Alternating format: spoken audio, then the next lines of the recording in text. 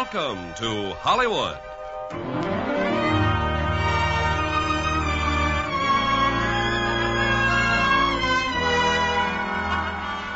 The Armed Forces Radio and Television Service brings you the Hollywood Radio Theater, starring Arlene Dahl and Michael Rennie in David and Bathsheba. Ladies and gentlemen, your producer, Mr. Irving Cumming.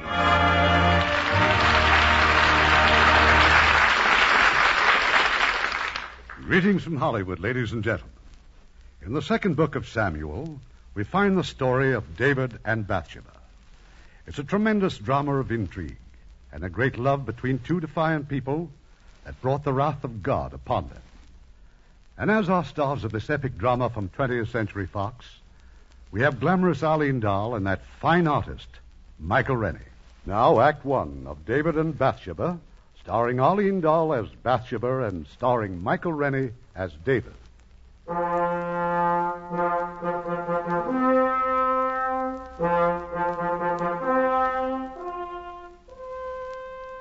And it came to pass, David, king of Israel, laid siege to Rabbah, and the sword and the javelin of Israel were everywhere triumphant. But it gave no joy unto David. For David, who as shepherd had slain the giant Goliath with his sling, was sick of warring and of bloodshed and the hatreds of the peoples. And he was lonely in his heart, for the places of the mighty are solitary and still. Now it happened that after the day's battle, David walked among the campfires to speak to one Uriah, captain of 100, who had shown himself very skillful in war. Captain Uriah. Aye, and who may you... Sire, my king. Do not rise, Uriah. I come for your advice, Captain.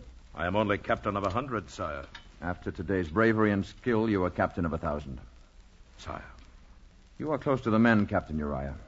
Knowing their feelings, what is your advice? Shall the siege continue? I know, sire, what the men think. Attack. Attack and attack again until Rabbah falls to the glory of God. I wish I were as sure of what God calls glorious. The cost would be great, Uriah. Thousands would die. It is war, sire. You have a wife, Uriah? Yes, sire. Should you perish, she would come in tears to me. Let her tears be tears of pride. I cannot bear the weeping. There has been too much blood. The king is a man of war, sire. I did not want this war. Since it was forced upon us, we must win it. But with as little bloodshed as possible. I must return to Jerusalem, where I have other duties than the sword. I trust in the spirit of such as you, Uriah, to continue the siege. As you say, sire. Do not rise. Good night, Captain Uriah.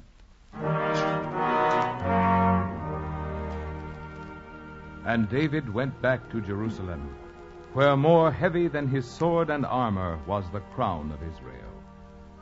From dawn till night he ruled and judged and took counsel with Nathan, the prophet of God. For David sought to bring home to Jerusalem the Ark of the Covenant, the law of God, which long had wandered with the tribes of Israel. And what says Nathan, prophet of God? May God walk with you, David. It is more his custom to walk with you, Nathan. The Lord God looks with favor on your plan to bring the Ark of the Covenant to Jerusalem. Good. I charge you, Nathan, to arrange to bring the Ark of the Law hither from Philistia. It belongs here with our people. God go with you, Nathan. What other matters must I attend to, Abishai? The minister from Egypt waits to pay you his respects. And to parley for advantage. Deputies of the people petitioning aid. I will see them first. Your sons, Amnon and Absalom, each claiming you gave him the vineyard on the Gibeon road. What else, Abishai? What else?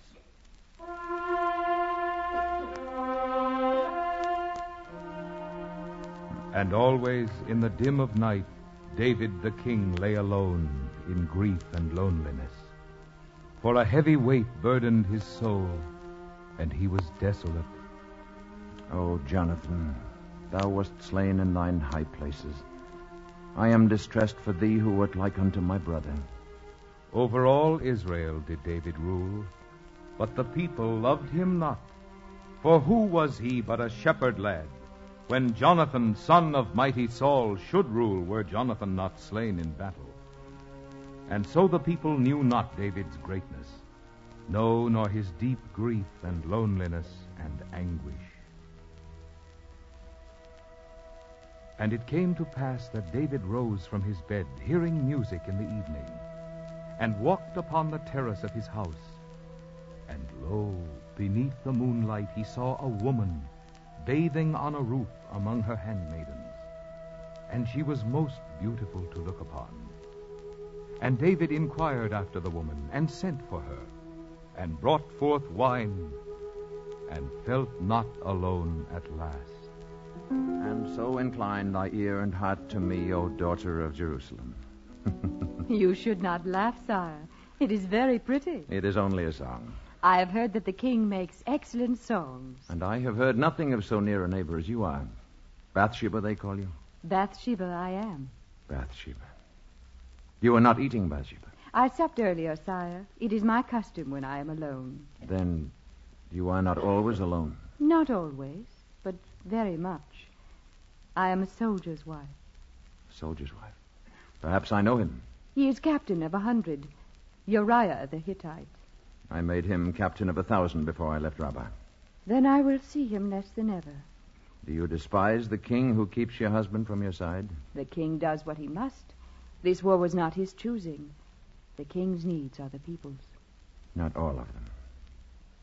The wine is Phoenician. Here.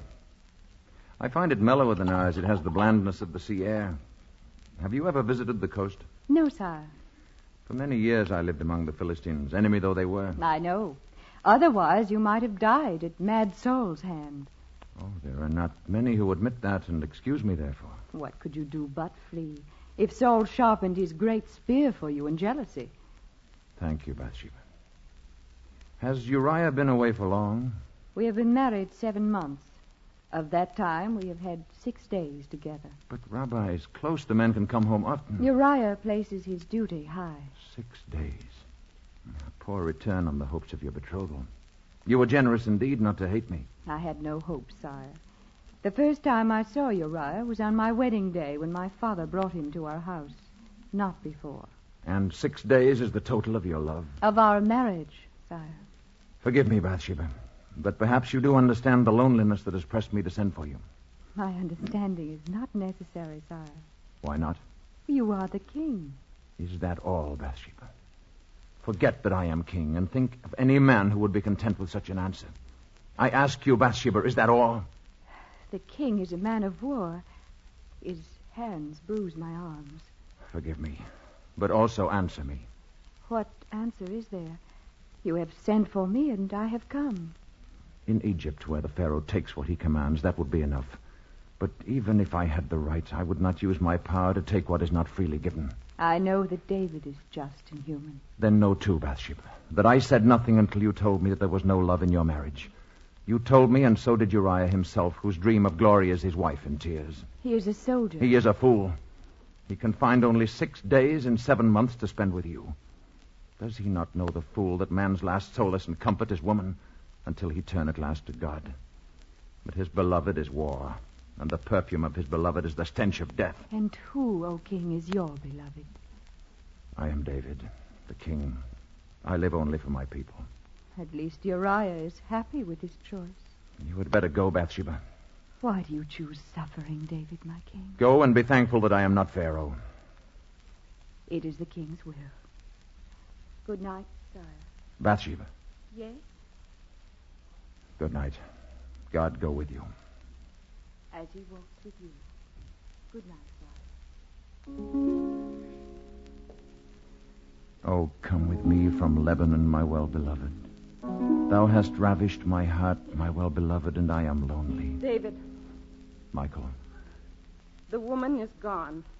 She is gone, Michael. I am used to your not favoring me best among your wives, David. I did not know that the sight of me is so unwelcome that you have not come to me since you came home from the siege. I have many cares. You found time to greet your other wives and this Benjamite, Bathsheba. Michael, you remain aloof by your own choice. I only thought to leave you to your choice. How gracious is your royal approval, sire. Your sharp words go to waste. We both know that royalty is a mockery and a fraud. It was no fraud when great Saul, my father, was king in Israel. I will not deny that Saul was every inch a king. And his successor every inch a fraud. Please, Michael, no more bitterness. Good night. So, The shepherd's son dismisses the daughter of Saul. I beg of you, Michael. Why did you marry me? I loved you as I believed you loved me. You had no need of my love. David is sufficient unto David. Is your memory so short? Once I had great need of your love. I begged you on my knees not to desert me, but you would not follow me into exile. You even dishonored your vows and married another. My father commanded it. There was a king. So be it, Michael. Then why did you take me back? Without Saul's daughter at my side, my northern tribes would never acknowledge me king. By taking you back, I made Israel a nation. Under God, there is no man as cruel as you are. Michael, I am weary of bitterness. You, a king? A shepherd lad? A goatherd? Michael. A flinger of stones that torpid giants? Betrayer of Jonathan, who was like a brother to you? Michael. Jonathan should be king, not you. Go before you drive me as mad as Saul himself. Go.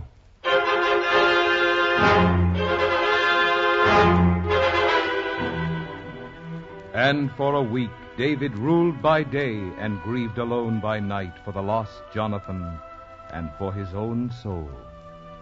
Nor did he again look out upon the roof where he had beheld the beautiful Bathsheba, who alone could comfort him and solace him away from the madness that had eaten Saul before him. Arise, my love, and come away. Oh, let me see thy countenance. Let me hear thy voice. For sweet is thy voice, and thy countenance is comely. David? Is it so? David, my king. Bathsheba, you must go. Let me console myself with the thought that your modesty and understanding are fit companions for your beauty. Then so is truth. Before you joined your army at Rabbah, I used to watch you every evening as you walked alone on your terrace. Always alone. I never heard your voice, never was close to you. Yet when you went away, I was lonely. I'd always heard that the king had never found a woman to please or comfort him. When you sent for me that night, I dared hope that I might be that woman. Why do you say this now? Why did you wait? I had to know your heart first, and then my own. Bathsheba, my beloved, you are not free. I am your beloved, and you are mine. Yes, you are my true wife. Oh, come with me, my wife. Arise and come away with me. Oh, my beloved, my heart waketh. It is the voice of my beloved that knocks, saying, Open to me, my love. Awake.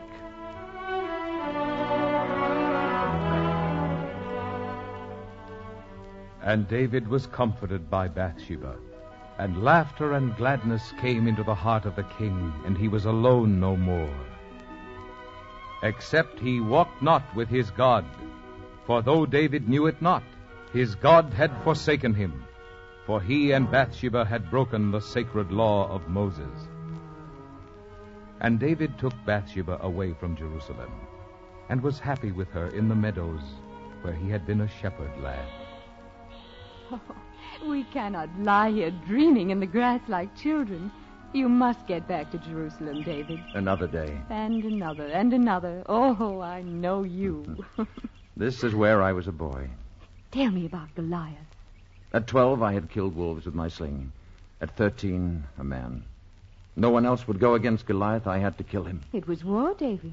He was your enemy. It was war, and he was my enemy, but a man is not a wolf. Was he really a giant? I admit he grows bigger every year. Are you happy now? I am with you. I could not have come to this place without you beside me. Why? Yonder over that hill is the height of Gilboa. Oh. There King Saul, besieged by the archers of Philistia, fell upon his sword. And Jonathan, his son, my dearest friend, after him. You must not talk of it or think of it. They swept over Saul and Jonathan with their brass and steel and heathenish plumes. And where was David? In Philistia, drinking Philistine wine and eating Philistine bread. Because Saul, in his sickness and madness, drove you there. He hated you because the people cried, Saul has slain his thousands, but David his 10,000s. Let us go. A storm is coming. You will go now when I let you go. I cannot let you flee forever from a past that tortures you unjustly. It grows dark, Bathsheba. All Israel knows that you fled to the Philistines to save yourself from Saul's jealousy and madness. To save my skin, yes. To save the man that God had chosen to unite his people. Does the shepherd set a lion to guard his sheep? It is David who united your Israel and destroyed the power of the Philistines, who saved Jerusalem from the godless, who is the sword and the harp of the Lord, and who is author of mighty hymns in his praise, who wrote a lament for his friend that shall live when kings and their cities are dust. Say it, David. No. Let me go from here. Say it, that you will know forever that you did not betray your friend. You did not forsake Jonathan. Say it. The beauty of Israel is slain upon the high places. How are the mighty fallen? Say it. Tell it not in Gath. Publish it not in the streets of Ascalon, lest the daughters of the Philistines rejoice. And ye mountains of Gilboa, let there be no dew. Let there be no rain upon you. Say it. How are the mighty fallen in the midst of battle? O Jonathan, thou wast slain in thine high places. I am distressed for thee, my brother Jonathan. How are the mighty fallen and the weapons of war perished?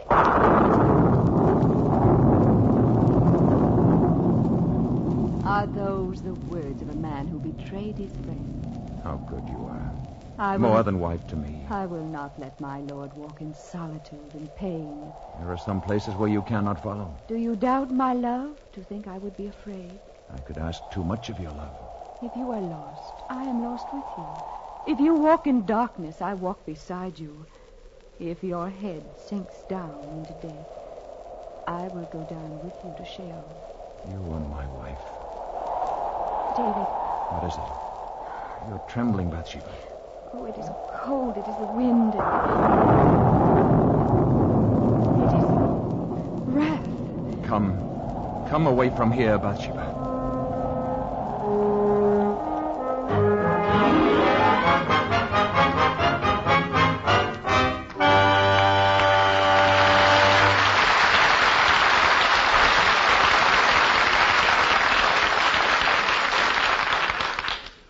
Act 2 of David and Bathsheba in a moment. Make a friend, and you make an ally. There's a thought for you to keep in mind, as many another American has. Not too long ago, a request was received by the United States State Department for help in setting up a modern medical system in Thailand. The man selected for the job was Dr. Ben Eisman of St. Louis, whose work went far beyond the limits of his 3-month job. In Thailand, he discovered that 17 million people living in the interior were being treated by only 700 doctors who were sadly ignorant of modern surgical techniques. At every turn, he fought against strong native superstitions to accomplish his work. With his small supply of instruments, he removed a ruptured appendix from a young Thai girl and performed a successful operation on the hair lip of another. He did plastic surgery and worked with skin grafts, putting in from 15 to 20 hours a day. In the evenings, he completed 2 medical textbooks, which were translated into the Thai language and were given free to any doctors or technicians who asked for them. Through Dr. Eisman's efforts and with American medical aid, a program was set up to raise the standards of health and medical education in Thailand and nearby countries. Thanks to Dr. Eisman, America has won herself more grateful allies. In recognition of his works, U.S. Envoy Edwin Stanton wrote these words to Dr. Eisman. You are one of the greatest ambassadors of goodwill America has ever sent abroad. Thus, Dr. Eisman had the personal satisfaction of knowing that by helping others, you help your country. Now, our producer, Mr. Cummings. Act 2 of David and Bathsheba, starring Arlene Dahl as Bathsheba and starring Michael Rennie as David.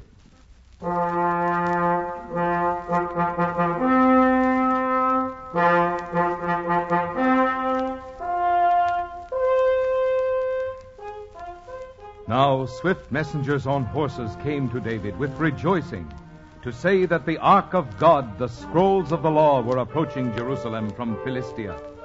And David's finest cavalry went out to meet the cart drawn by bullocks. And David prepared a place for the ark outside the walls of the city. And then David went out to meet the ark, driving his great chariot with Bathsheba by his side. And Michal, daughter of Saul, saw them from her window and hated them in her heart.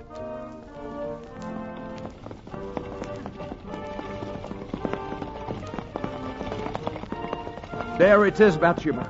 The Ark of the Covenant at last. Oh, I see it, and I incline my heart to it. The shrine that traveled with our people in all their wanderings. I thank God that it was for me to bring it home at last to Jerusalem. And you will build a temple of cedar for the ark, and you will be called blessed forever. If the Lord wills it. Come, we must be at the gates to receive the Levites with the Ark. Wait, David. Stop the horses. Hold. Hold! Hold!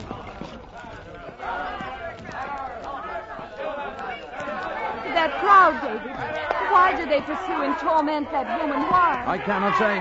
There is Abishai, he may know. Abishai. Sire, my Lady Bathsheba. What is that mob? Why do they taunt the woman? The woman betrayed her husband in the arms of another. She is a sinner before the law. Oh. This morning she was condemned to be stoned to death by the people. Mercy! Mercy! Oh, listen to her cries. It is the law. Wife of Eliam, it is for you to cast the first stone. Mercy, she cries out, and there is no mercy. Oh, let me out. Let me out of here, David. Abishai, take the Lady Bathsheba home. I go alone to the Ark.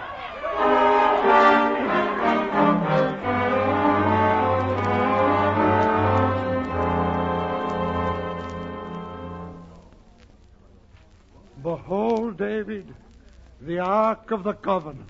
A pity that it is mute and cannot tell us of our ancient dead. Of Moses on the mountaintop, and Miriam, and Aaron, and Joshua at the walls of Jericho. How beautiful the wood is. How smooth it looks. How inviting to the Stop! Lay no hand upon the Ark. To touch it with unconsecrated hands is to die.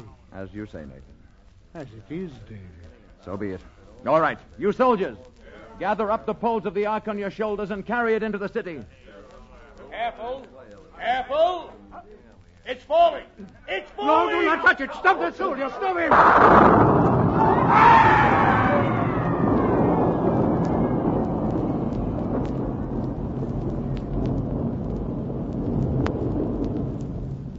Prophet, what say you?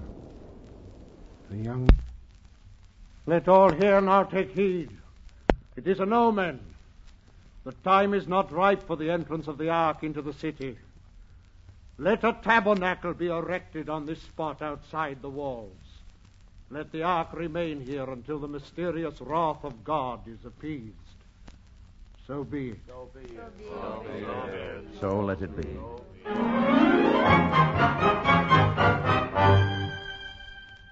What tidings from the Lord today, Nathan Prophet? Thus saith the Lord, I will withhold the rains and cause the fields and vineyards to dry up and the flocks to grow thin. I will afflict the land with the wind and the sand and the locust, and the people shall perish in Israel for the sin that has been done against me and the word. Woe! Woe, saith the Lord God of Israel. Woe unto the sinful. What sin, Nathan? The Lord does not vouchsafe what sin, but great must it be to bring down his wrath on all your kingdom. The soldier who laid hands on the Ark meant only to protect it. I do not know if that is what the Lord rebukes. Well, we have had droughts before. I will begin to buy grain in Egypt and Philistia. The people suffer too much. They are weary of the war. If I attack to end the war, thousands will die. If I do not end the war, it ends in rivers of blood. I sit by the great gate and listen to the talk of the king. What do they say about me? They say that David neglects his duty, that he is often away from the city. It is natural for people to complain at hard times. I have spoken. Let the king answer to God for his kingdom and himself.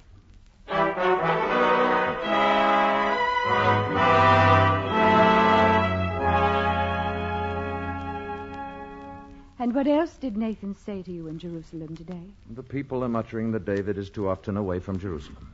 I am sorry, David. It is my fault. They do not know our secret. David, I must tell you. I tell you great trouble.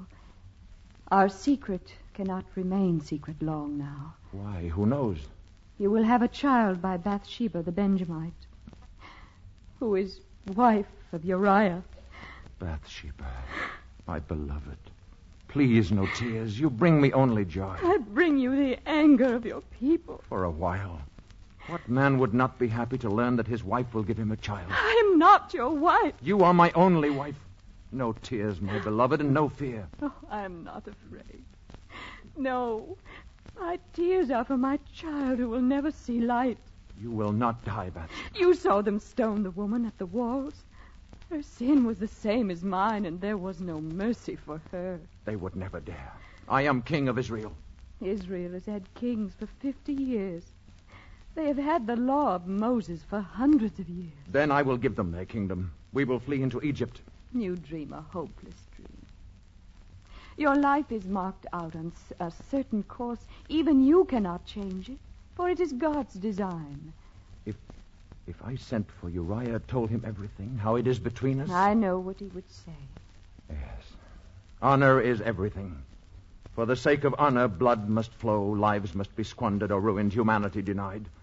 I can see Uriah, that paragon, hurrying to the gate to be the first to cast a stone. I beg of you. Forgive me. But Uriah himself leaves me but one other course. What is that? I cannot bring myself to say it. But you think it. Tell me, David. Uriah. If Uriah can be made to think the child is his... He has been away almost a year. I will send for him to report on the campaign. He will be here in Jerusalem one night, perhaps two. Oh, no, David. I will not have you die. You called me your wife. The law calls you his. You scorn Uriah's kind of honor, yet I despise honor that is only vanity when it drives us to this agony. What you suggest dishonors both of us. Will my proudly guarded honor stop my ears to your outcries at the wall? I promise you, I shall make no sound. Forgive me, love. I do not have your courage.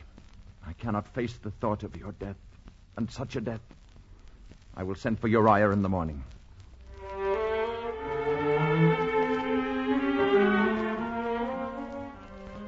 And David sent to Joab, who was his general, before the walls of Rabbah, saying to Joab, "Send me Uriah the Hittite." And Joab sent Uriah to David. And when Uriah came into the presence of David, David asked him how the siege prospered. And when Uriah told him, David said, "It is well.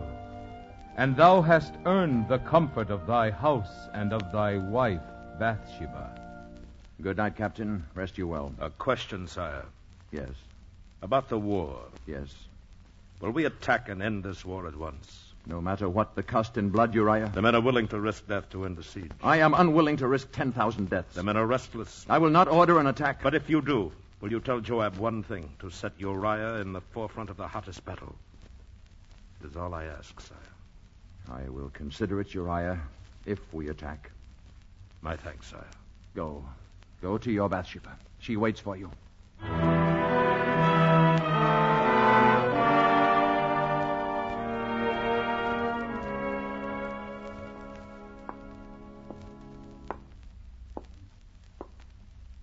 Who is it there? Is it you, Uriah? It is not Uriah, my Lady Bathsheba. Who are you? I am Michal, daughter of Saul. You are David's wife. Only in passing. I'm sorry, Michal, for all that has happened to wound you. Then for your sake, I am glad that your grief will not be for long. There is forgetfulness in store for you. Soon you and your goat-herd king will go down to Sheol in infamy and shame. What are you saying, Michal? Pour ashes on your head and rend your garments. You are discovered. You have no secret now. What secret? The Lady Bathsheba has servants. The servants tell things to other servants, and they in turn tell them to their mistresses. Does a daughter of Saul believe the fantasies and gossips of servants? If it is a fantasy, it is one that will haunt and mock you to the stoning wall. You know nothing. I know everything, and I shall cast the first stone. Leave this house, Michal. I did not come so late to leave so early, my lady. Please go. My husband will be here. He is at home this one night from Rabbah. Uriah, captain of 1,000 and your lawful husband, will not be here, Bathsheba. Even now he is sleeping in the palace guard room, keeping himself pure for holy combat. You and your shepherd lad cannot save yourselves. Your scheme has failed. So much the better. Weep. Pluck down your hair. Rehearse your cries of mercy, mercy. You will need them. I will have none of that. I will die, yes. Yes. I will go down into the valley, into Sheol. But there is no death. I will arise again. Yes, I will arise and come away with him. My beloved is mine and shall be mine forever until the shadows flee away forever. Oh. And the people, they shall marvel and cry out with wonder. Who is this that cometh up out of the wilderness of death, leaning upon her beloved? Oh, I know, for I have set me as a seal upon David's heart, and our love is as strong as death.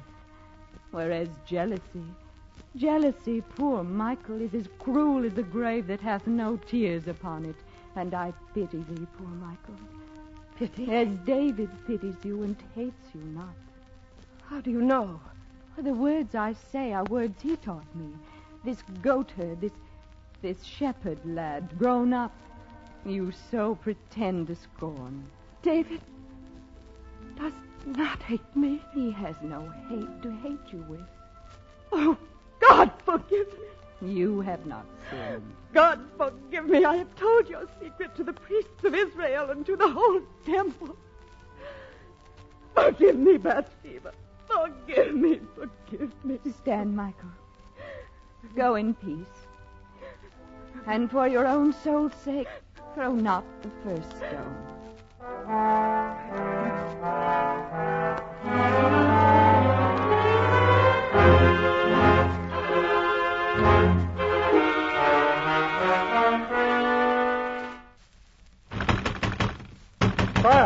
Sire, open! Abishai, what is it so late? O horsemen from Rabbah, the army is ready to mutiny unless it can attack at once and end the war and go back to their homes. Do they know the cost in their own blood? They do, sire. Then I have no more choice. Rest the courier and his horse. I myself will find a man among my guard to ride back to Rabbah.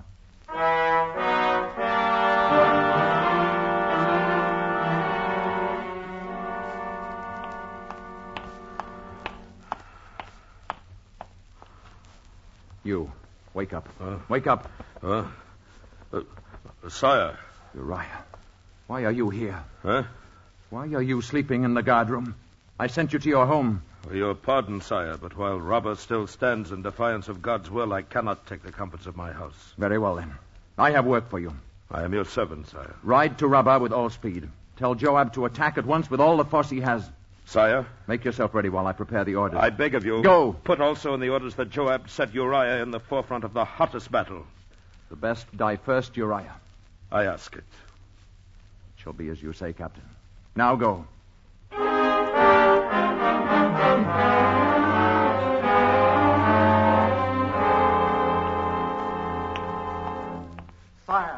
Sire, great news. What is it, Abishai? The walls of Rabbah have been breached everywhere. Joab sends to ask you to come to Rabbah with all speed to receive the surrender of the city. Thank God that it is over. But our dead, Abishai. Our losses are heavy. I was afraid. Many men, many captains. Abimelech, son of Jerubbaal, Eliam, son of Reuben, Asmaveth, son of Eli, Uriah the Hittite. Enough, Abishai. Go to Bathsheba. Tell her Uriah is dead. Tell her to prepare for our marriage when the month of mourning is over. You will not go to her yourself, sire? No, Abishai.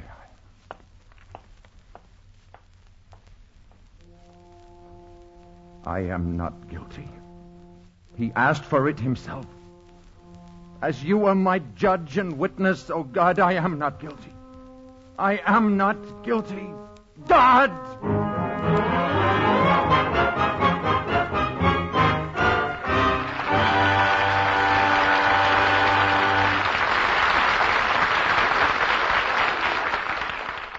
You know, I read a story some time ago that made me realize that there can be heroes of peace as well as heroes of war.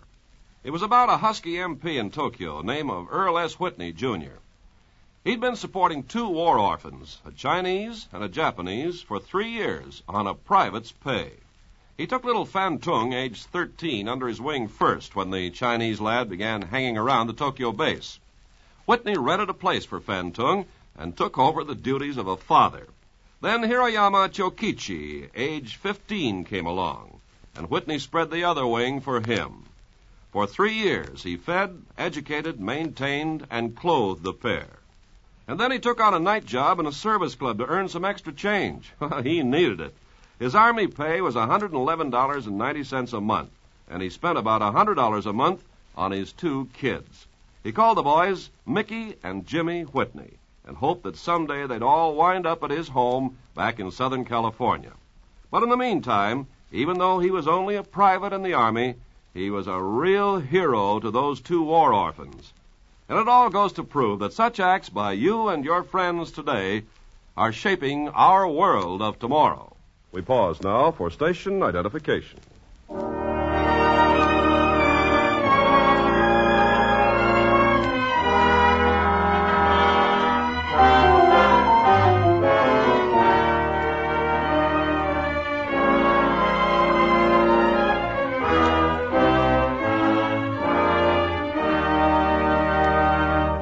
Curtain rises on Act 3 of David and Bathsheba, starring Arlene Dahl as Bathsheba and starring Michael Rennie as David.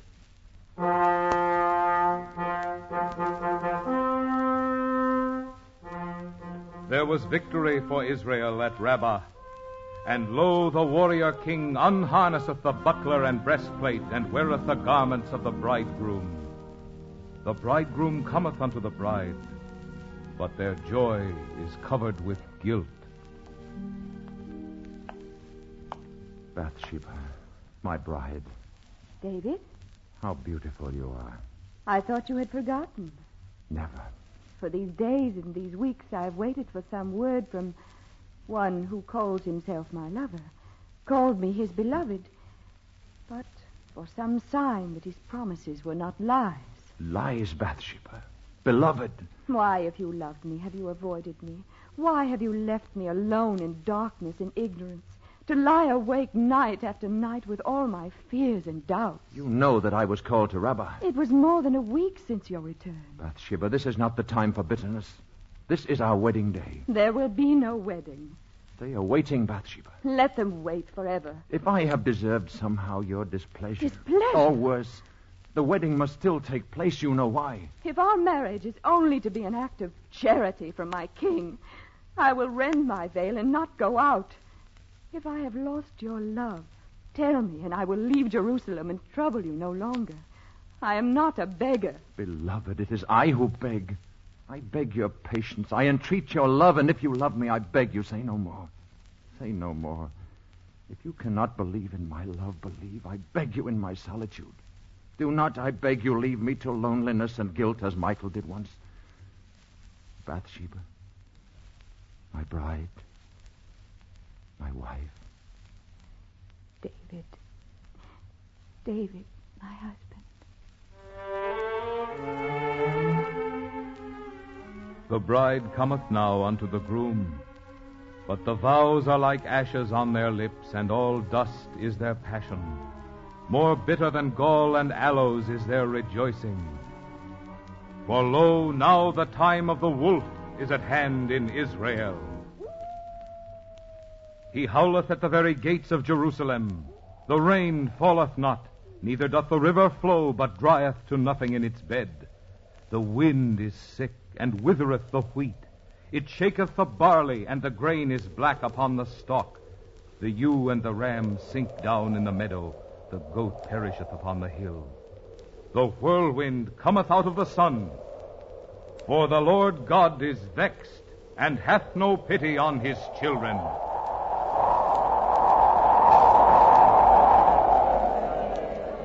The black camel that is famine, and the one who is plague, and he that is death, ride the wind of the desert, and they are one with the wolf and the jackal and the vulture. For the Lord God is vexed, and hath no pity on his children.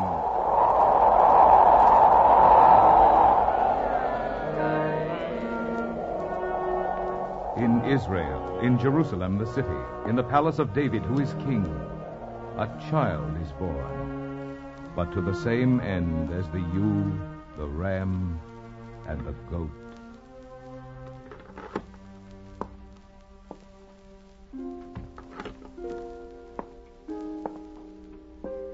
My beloved. David? They say our son will die. The physicians could do no more. I know. I have known it these 7 days. I have lain in sackcloth upon the earth. I have fasted and I have tried to pray. I prayers seem just words going out into emptiness. We are forsaken. David! He is dead. Oh. Peace, firstborn. Sholem. Sholem.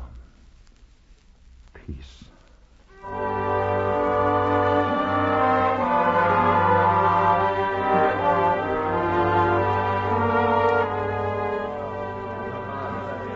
Nathan, prophet of God.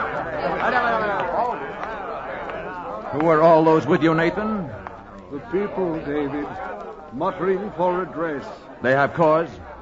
Silence, Israel. I come on a matter of justice, David. Hear you and judge. Speak, prophet. There were two men, one rich, one poor. The rich man owned great flocks and herds, but the poor man had naught but one ewe lamb. He reared it, and it grew up with his children. It ate of his food, drank of his cup, and was like another child to him. Well, prophet. Now there came a wayfarer to the rich man, asking meat. But the rich man did not take of his own great flocks to feed the guest. No, he took the poor man's one ewe lamb, then slew it and prepared it for the wayfarer. What is the king's verdict upon this man? He is guilty, and he shall restore the lamb to the poor man sevenfold. The lamb is dead. None can replace it in the hearts of the poor man's house. Then, because this rich man had no pity, he deserves to die. So be it. You are the man. So, you have made me pronounce sentence upon myself. It is the will of God. It is not his will that you should die, David. What is his will? Worthy or unworthy, you are his anointed. Through Samuel, he chose you to lead his people. Your labors on his behalf are hardly begun. So be it. But you cannot escape the punishment of the Lord. I have not escaped it. My son is dead. You have paid for your sin with Bathsheba. But Uriah died for your lust. It is not so. Uriah himself asked to be where the fight raged hottest. In your heart, you wished him dead. I do not know. So be it. Therefore, must the woman Bathsheba also expiate her sin. She has lost her child. Bathsheba has lost her child. Is that not enough? She came to me in my desolation and lifted up my heart. She brought no evil. The wrath of God is on Israel, and you say no evil? Yes. Go thou, David, and bring Bathsheba to face her judges. I will not. It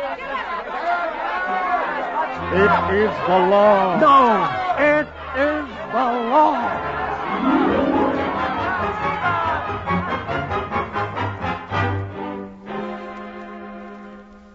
David, we cannot fight against God's will. A God who punishes the guiltless? I am not without guilt, David. God sees into our hearts. Abishai is bringing us my fastest horses. They'll be at the gate in the garden wall. You saw the soldier struck down when he touched the ark of God. Are the horses faster than the God's lightning? We can be past the gates before the mob knows that we're gone. David, there is a time to give up the struggle and to be resigned and to yield with dignity. No. I am ready, David. I will not let them take you. I cannot let you die, to be broken at the wall and left bleeding for the jackals and the vultures. David. No. No. Always, David, when you were disheartened or when I was afraid, you took your harp and played. Play for me now, David. What can I play? Something from when you were a shepherd boy. I would like that. Yes.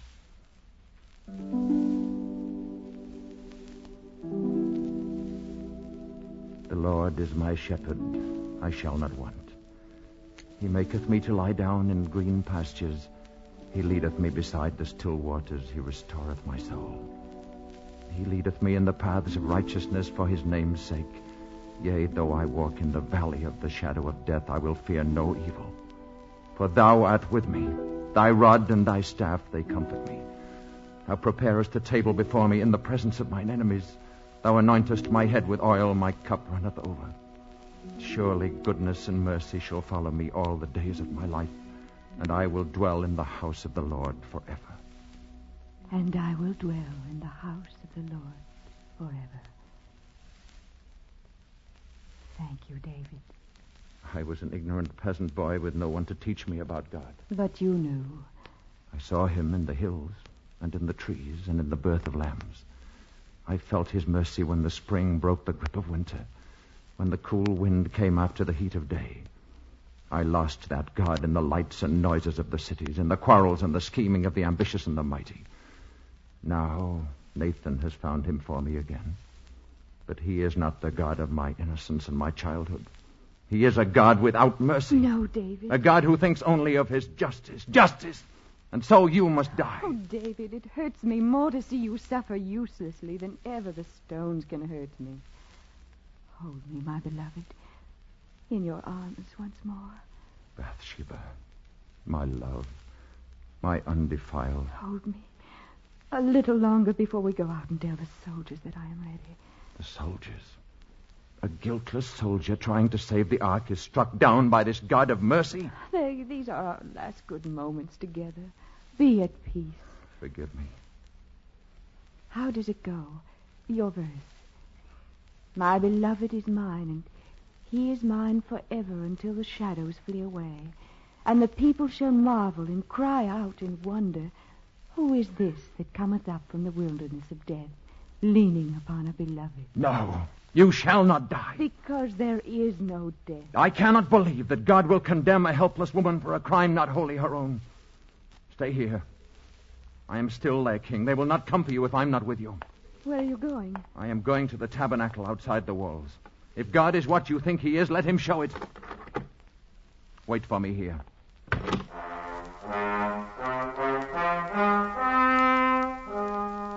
And David went down from the palace to the walls of Urushalim, the city of peace. And the soldiers touched him not, nor went to seize Bathsheba, while she was not with the king. The multitude muttering against David followed him to the tabernacle of the ark. And Nathan the prophet lifted his staff, and the multitude stopped. And David went out to the ark and kneeled before the shrine, lit by wicks in oil, flickering in the pitiless wind. Oh, God, God of my early faith, hear my prayer. Let thine eyes, which alone see clearly, fall upon thy worthless servant. In all things I have failed thee, yes, O Lord. My crimes are many and terrible. I have led my people into misery and want. I have been a faithless shepherd. And yet, O God, cast me not away from thy presence. For thou art not a God of vengeance. Thou askest not a sacrifice of blood. I ask nothing for myself. But lift thine hand from thy people. Let the land flow once more with thy abundance. And spare Bathsheba, my wife. Let her live to praise thy name and testify to thy mercy. Let thy punishment fall on thy servant who has deserved it. Take me, O God. Behold, I place my unconsecrated hands upon thine ark. Strike me, O God, behold, my hands upon the sacred scroll. Take me. Take thou me.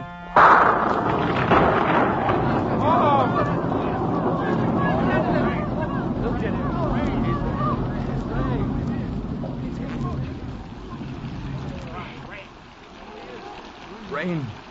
It rains. My people, it rains. It's raining. On your knees, O my people. Give thanks to the Lord our God. Our thanks, O God, our thanks. Thou hast not forsaken us.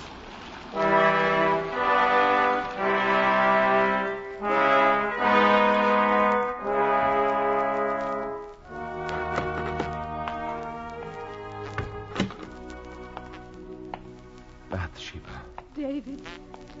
Oh, it is the voice of my beloved that knocketh, saying, open unto me, my love, my dove, my undefiled. Bathsheba, my wife, let me hold you. Let me hold you forever. Oh, ye daughters of Jerusalem, this is my beloved.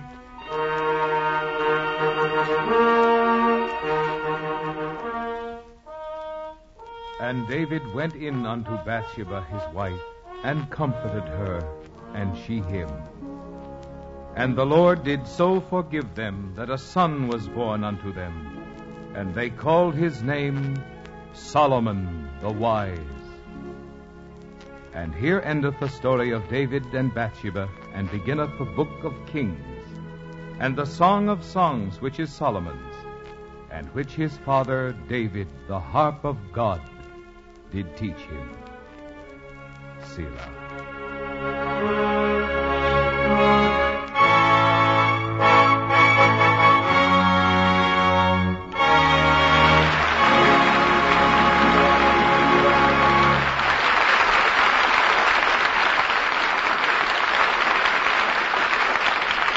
In a moment, our stars will return. With our American servicemen in many countries around the world, they have a wonderful opportunity to observe new customs and traditions. What might have seemed strange before is becoming pretty familiar to them. For instance, take this business of superstitions or omens. In Holland and Germany, if you meet a left-handed person on a Tuesday morning, that's a bad omen. In Sweden, if you turn around when starting out on a business trip, it's liable to turn out badly. German girls place their shoes at right angles by the side of their beds to bring a visit from their sweethearts. And in Japan and the Far East, there's a superstition to cover practically every event of the day. Well, all these things might sound strange, but as our servicemen have observed, we have plenty of superstitions, too. Let's just count some of the things that are lucky or unlucky. Finding a horseshoe? Lucky. Four-leaf clover? Lucky. A black cat crossing your path? Unlucky. Walking under a ladder? Unlucky. Breaking a mirror? 7 years bad luck. Spilling salt? Unlucky, unless you throw some over your left shoulder. Knocking on wood? Lucky. A rabbit's foot? Lucky. Well, those are just a few of them. Lots of people carry a lucky coin or a charm of some sort. All of us have a lucky number, and whenever we have something good happen to us, we know it's our lucky day. People the world over are great believers in this business of luck. That's all the superstitions are based on. They're either meant to bring on good luck or keep bad luck away. According to the customs and traditions of your own people, you do certain things to try to influence that luck. Now, the way of doing things may vary between different people, but the ideals are the same.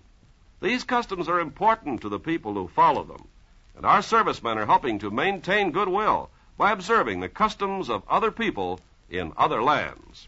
Now, here's Mr. Cummings with our stars. And here they are for a well-deserved curtain call. Arlene Dahl and Michael Rennie.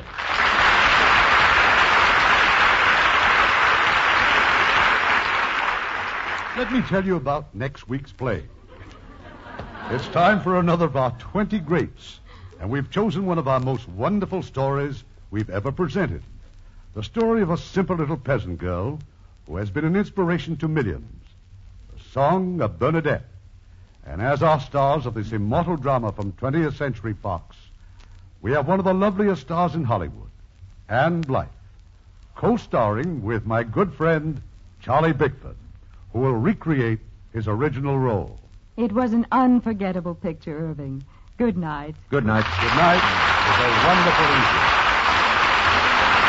Heard in our cast tonight were Marvin Miller as the voice, William Conrad as Uriah, Hans Conried as Nathan, Virginia Gregg as Michael, Edgar Barrier as Abishai, and Yvonne Patey, Herb Butterfield, and Eddie Marr.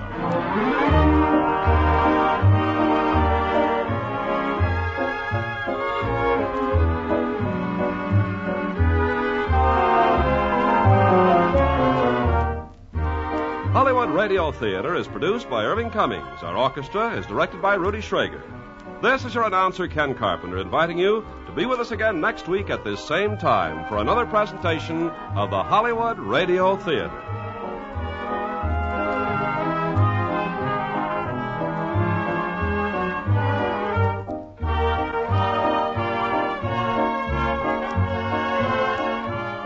This is the United States Armed Forces Radio and Television Service.